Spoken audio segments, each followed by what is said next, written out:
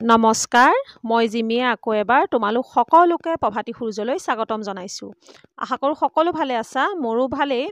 আজি মই নৱম শ্ৰেণীৰ সমাজ বিজ্ঞান পাঠ্যপুথিখনৰ ভূগোল খণ্ডটিৰ অসমৰ ভূগোল পাঠটিৰ প্ৰশ্ন উত্তৰখিনি লৈ আহিছোঁ।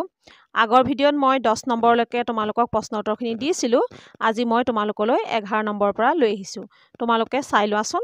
আৰু যদি ভিডিঅ'টো চাই ভাল লাগে লাইক কৰিবা, কমেণ্ট কৰিবা আৰু পাৰিলে শ্বেয়াৰ কৰিবা। আৰু যিসকলে আজি মোৰ চেনেলত প্ৰথম ভুমুকি মাৰিছা তেওঁলোকে চেনেলটো ছাবস্ক্ৰাইব কৰি ল'বা। তেতিয়া মোৰ এনেধৰণৰ শিক্ষামূলক ভিডিঅ'সমূহ তোমালোকে পাই থাকিবা।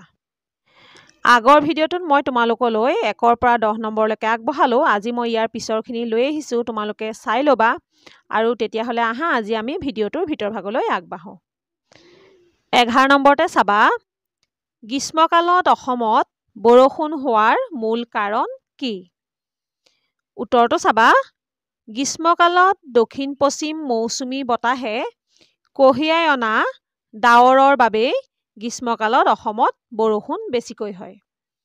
এতিয়া 12 নম্বৰতে চাবা, অসমৰ জলবায়ুত প্ৰভাৱ পেলোৱা ভৌগোলিক কাৰকসমূহ চমুকৈ আলোচনা কৰা। উত্তৰটো চাবা, অসমৰ জলবায়ুত প্ৰভাৱ পেলোৱা ভৌগোলিক কাৰকসমূহৰ ভিতৰত ভৌগোলিক অৱস্থান, ভূ-প্ৰকৃতি, আৰৱ সাগৰ, বংগোপসাগৰ, ভাৰত মহাসাগৰৰ জলভাগ আৰু দক্ষিণ-পশ্চিম আৰ্দ্ৰ মৌচুমী বায়ু প্ৰৱাহ আদি। গ্ৰীষ্মকালত ব্ৰহ্মপুত্ৰ আৰু বৰাক উপত্যকাৰ সমভূমি অঞ্চলৰ বায়ু ইয়াৰ কাষৰীয়া পাহাৰীয়া অঞ্চলৰ তুলনাত কিছু উষ্ম হৈ থাকে।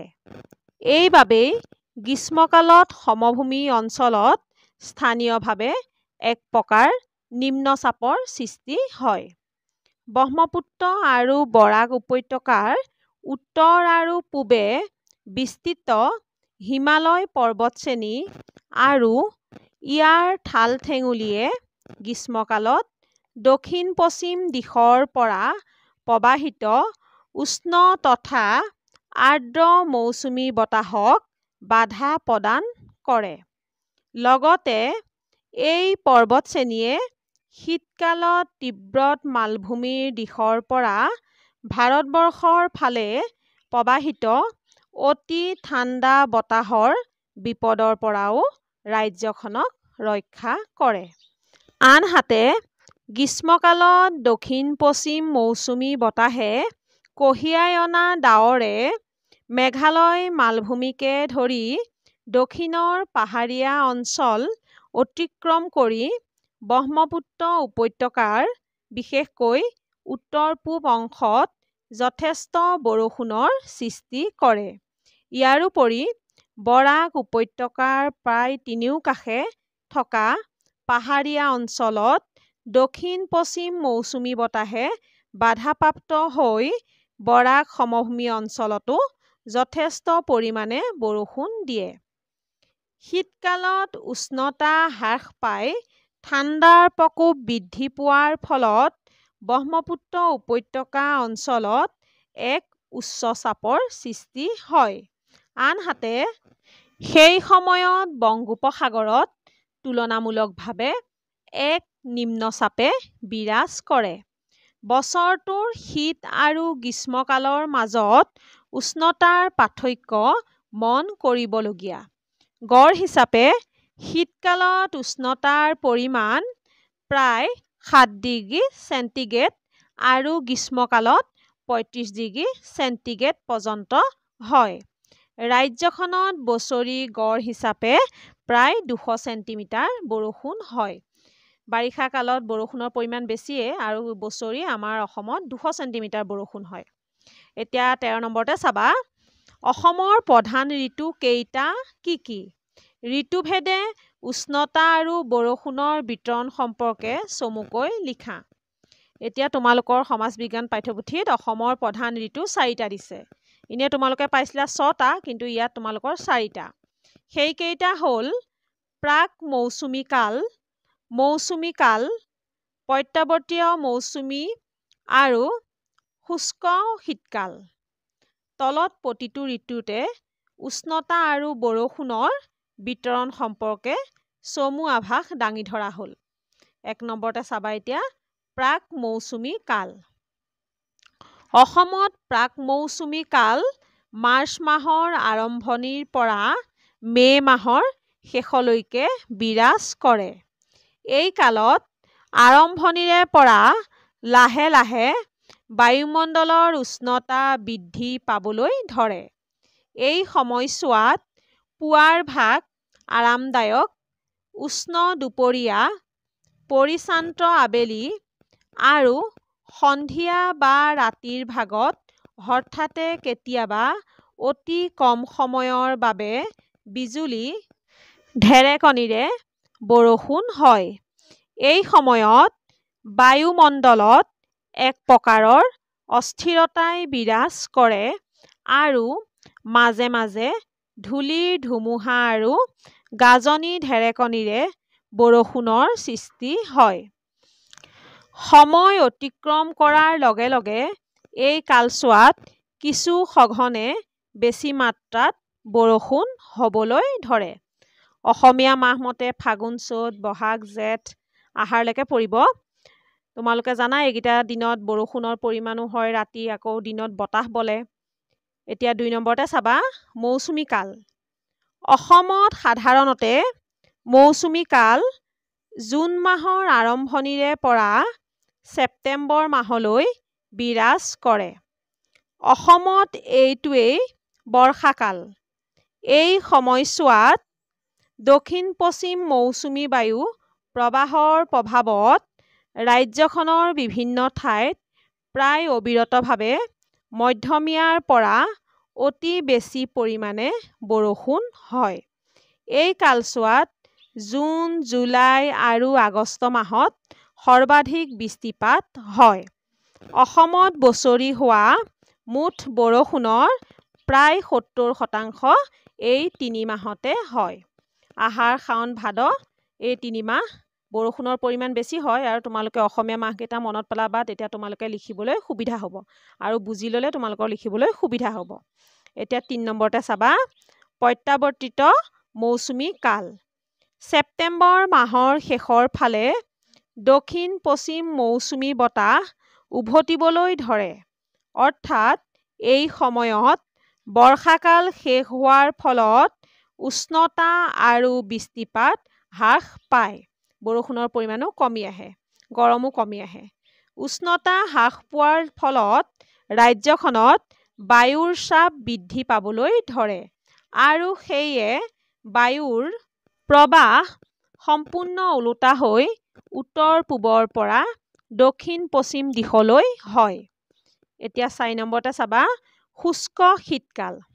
শুষ্ক মানে শুকান, শীতকাল।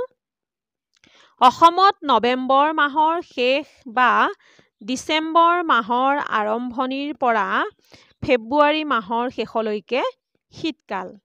অসমত শীতকালৰ বৈশিষ্ট্য হ'ল নিম্ন উষ্ণতা, পুৱাৰ ভাগত ঘন কুঁৱলী আৰু বৰষুণৰ অভাৱত এক অতি শুষ্ক অৱস্থা হয়। তোমালোকে প্ৰকৃতিখনলৈ চালে লক্ষ্য কৰিলে দেখিবলৈ পাবা যে কেওফালে শুকান হৈ আহে আৰু এইটো সময়তে গছৰ পাতো সৰিবলৈ ধৰে। সেয়ে বছৰটোৰ ডিচেম্বৰ আৰু জানুৱাৰী এই 2 মাহ অতি শুকান আৰু জানুৱাৰী মাহটো অতিপাত ঠাণ্ডা হয়। এতিয়া চাবা 14 নম্বৰ অসমত সৰ্বোচ্চ আৰু সৰ্বনিম্ন বৰষুণ হোৱা ঠাই দুখনৰ নাম আৰু বৰষুণৰ পৰিমাণ লিখা। উত্তৰটো চাবা অসমত সৰ্বোচ্চ বৰষুণ হোৱা ঠাইখন হ'ল উত্তৰ লখিমপুৰ। ইয়াত বৰষুণৰ পৰিমাণ বছৰি 335 চেণ্টিমিটাৰ। সৰ্বনিম্ন বৰষুণ হোৱা ঠাইখন হ'ল নগাঁও জিলাৰ লংকা লামডিং। ইয়াত বছৰি গড় বৰষুণ 129 চেণ্টিমিটাৰ। এতিয়া 15 নম্বৰতে চাবা অসমৰ সকলো ঠাইত সমান পৰিমাণে কিয় বৰষুণ নহয়। উত্তৰটো চাবা অসমৰ সকলো ঠাইতে সমান পৰিমাণে বৰষুণ নহয়, কাৰণ ৰাজ্যখনৰ এক সুকীয়া ভূ-প্ৰকৃতি তথা অৱস্থিতি আৰু ইয়াৰ কাষৰীয়া পাৰ্বত্যভূমিৰ প্ৰভাৱে বৰষুণৰ বিতৰণৰ তাৰতম্য ঘটাইছে। ৰাজ্যখনত বছৰি গড় হিচাপে প্ৰায় 200 চেণ্টিমিটাৰ বৰষুণ হয়।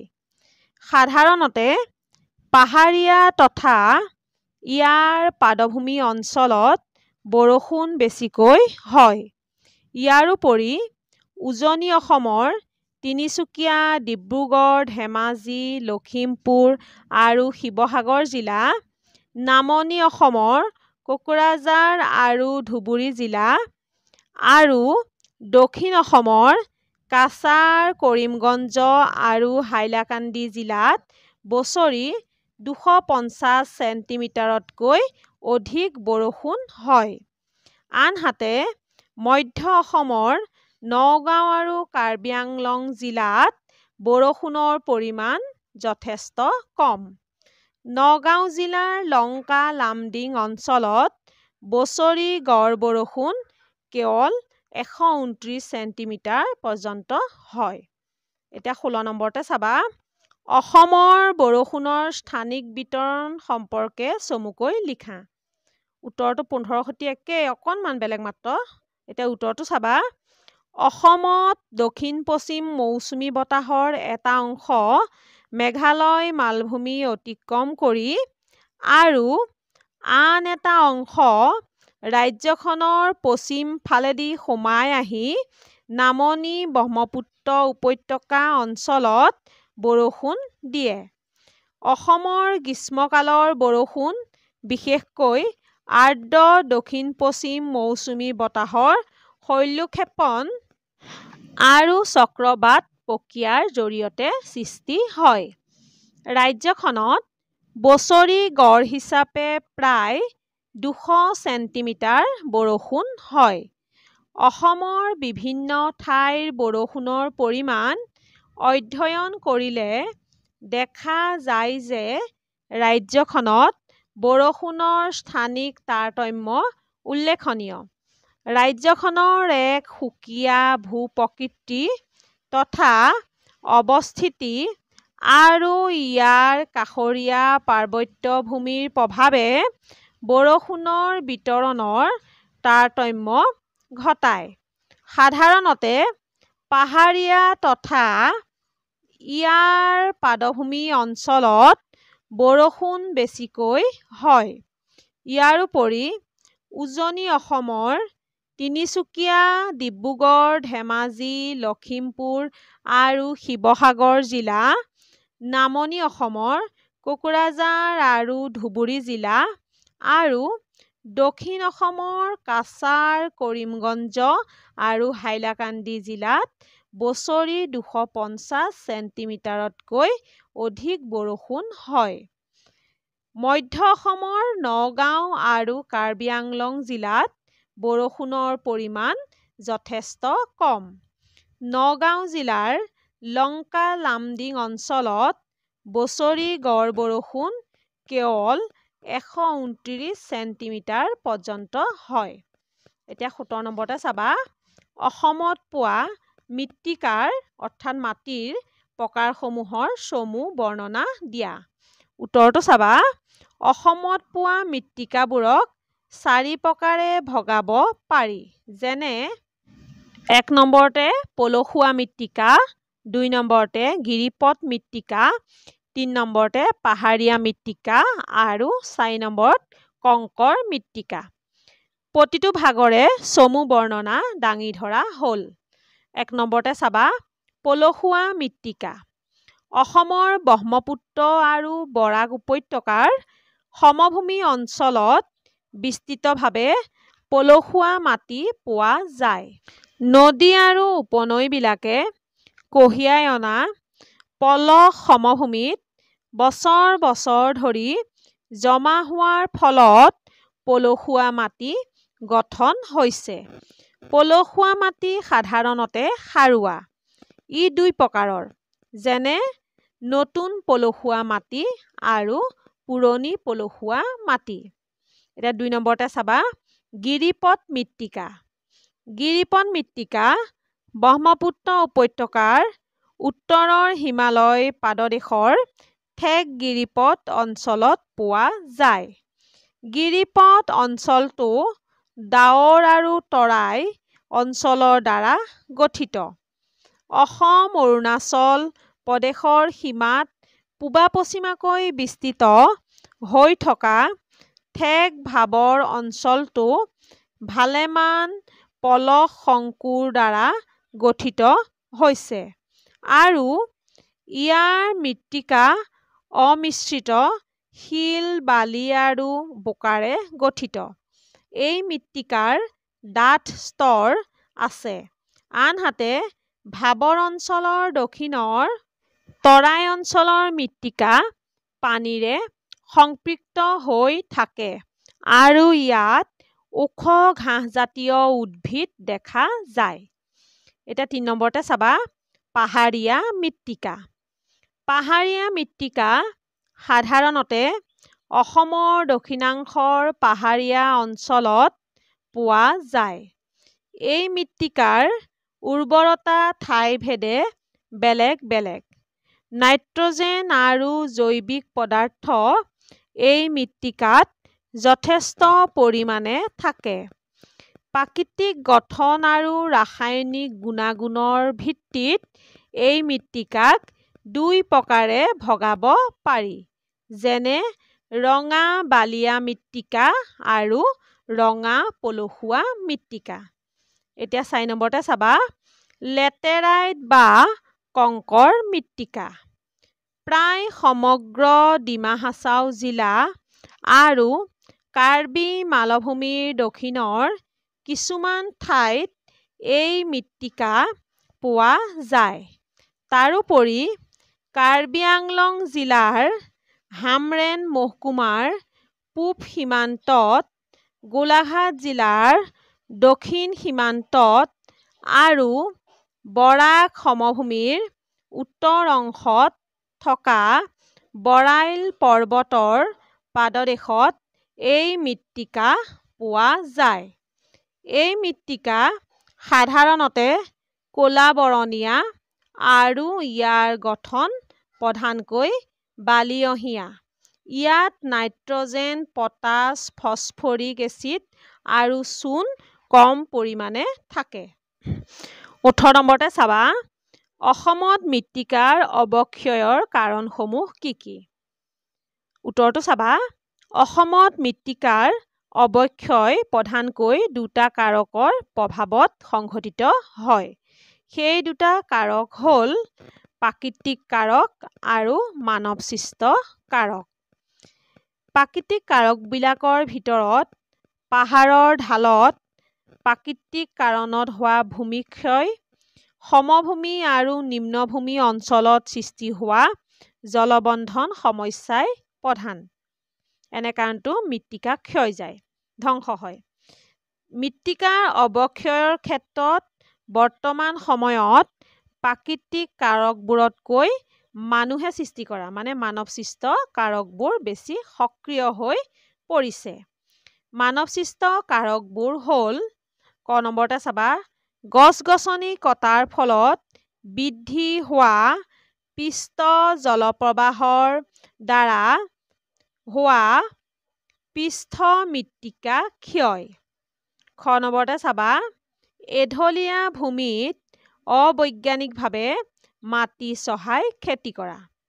গ নম্বৰতে চাবা পাহাৰীয়া অঞ্চলত কৰা ঝুম খেতি। ঘ নম্বৰতে চাবা মানুহৰ বসতি তথা অন্যান্য কাৰ্যৰ দ্বাৰা উদ্ভৱ হোৱা কৃত্ৰিম জলবন্ধন সমস্যা। আৰু ৫ নম্বৰতে চাবা অধিক শস্য উৎপাদনৰ বাবে খেতি পথাৰত অত্যাধিক মাত্ৰাত ৰাসায়নিক সাৰ প্ৰয়োগ। এনেবোৰ কাৰণতে মাটি অৱক্ষয় হৈছে। ১৯ নম্বৰতে চাবা বৰ্তমান অসমৰ জনসংখ্যা কিমান? উত্তৰটো চাবা বৰ্তমান অসমৰ জনসংখ্যা ৩১.২০ নিযুত। এইটো ২০১১ বৰ্ষৰ লোকপিয়ল অনুসৰি। এতিয়া ২০ নম্বৰতে চাবা অসমৰ অৰণ্যসমূহক কি কি ভাগত ভাগ কৰিব পাৰি? উত্তৰটো চাবা অসমৰ অৰণ্যসমূহক ৫টা ভাগত ভগাব পাৰি সেই ভাগবোৰ হ'ল ক নম্বৰতে চাবা ক্ৰান্তীয় চিৰসেউজীয়া অৰণ্য খ নম্বৰতে চাবা ক্ৰান্তীয় অৰ্ধ চিৰসেউজীয়া অৰণ্য গ নম্বৰতে চাবা ক্ৰান্তীয় আৰ্দ্ৰ পৰ্ণপাতী অৰণ্য ঘ নম্বৰতে চাবা নৈপৰীয়া অৰণ্য আৰু ঙ নম্বৰতে চাবা ক্ৰান্তীয় শুষ্ক পৰ্ণপাতী অৰণ্য মৰমৰ ছাত্ৰ ছাত্ৰীসকল আজি মই তোমালোকলৈ 20 নম্বৰলৈকে লৈ আহিলোঁ ইয়াৰ পিছৰ ভিডিঅ'ত মই ইয়াৰ পিছৰখিনি প্ৰশ্ন উত্তৰ লৈ আহিম তেতিয়ালৈকে তোমালোকে চাই থাকিবা তেতিয়াহ'লে আজিৰ ভিডিঅ' চোৱা সকলোলৈকে মোৰ ফালৰ পৰা বহুত বহুত ধন্যবাদ জনাই আজিৰ ভিডিঅ'টো সামৰণি মাৰিছোঁ ধন্যবাদ